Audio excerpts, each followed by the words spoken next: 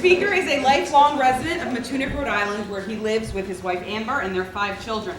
He was led to a career in environmentalism by the youth he spent immersed in the natural beauty of our area. In his spare moments, he is a poet and a champion of local agriculture. Please welcome Abel Collins.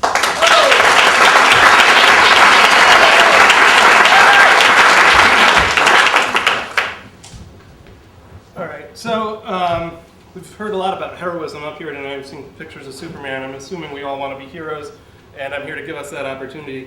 This is me back in 1988. I was 10 in 5th grade, Matunic Elementary School. Some of you may remember me there. Back then, Matunic had dunes behind its beaches, and this was really when I first got interested in climate awareness. I did my science project on greenhouse gases and the greenhouse effect. That year was also the last year we were actually at what is considered a safe level for carbon concentration in the atmosphere.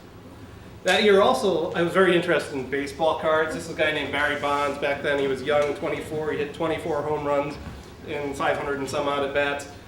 13 years later, 37, sort of old age for a baseball player, he hit 73 home runs. People say that was all steroids, right? And they're right. He wasn't the only one taking steroids. The whole league juiced up and hit tons of home runs. In the same way, we can say, you know, steroids didn't cause any single home run, it caused a massive inflation. Much the same way that greenhouse gases in the atmosphere are now causing massive storms like Sandy, washing away our beaches. Carpenters' beach cottages are now falling onto the beach where there used to be a parking lot in front. So we sense the urgency now. It's costing us millions of dollars to mitigate and adapt to climate change. And that brings us to solutions. And the nice thing is that the solutions are actually going to make us happier and healthier in the end. And I love this cartoon. You know, even if it is a big hoax, even if all my slides over haven't convinced you, we can still do good in the world fighting climate. This is the most important thing. You know, I watched a lot of A-Team, so I am qualified to make you all deputies in this movement. And that's what I'm doing right now. But really, we have the urgency. We can use anecdotes like that steroid anecdote to be more relatable when we're talking about climate change. And that's what I want us all to do, to go out and relate the way that we're doing good things for the climate and tell other people that they're doing good things as well.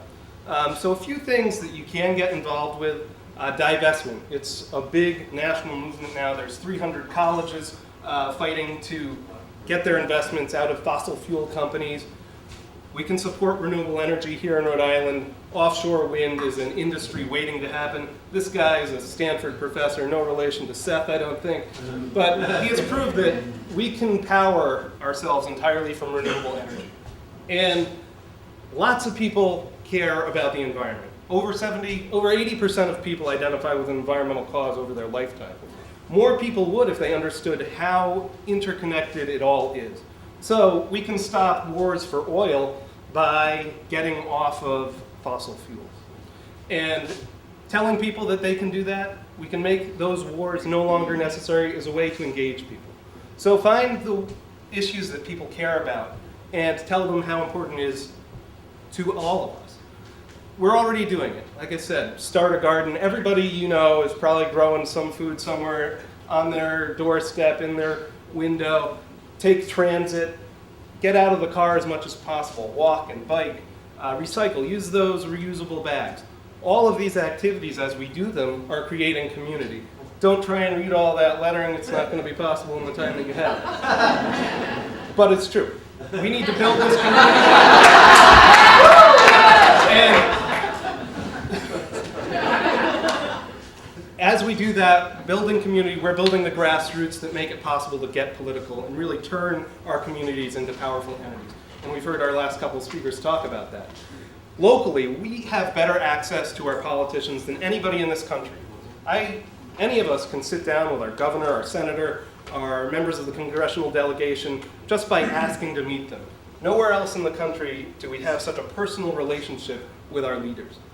Another thing you can do is join a civic group. You know, there are a lot of them out there. I work for one.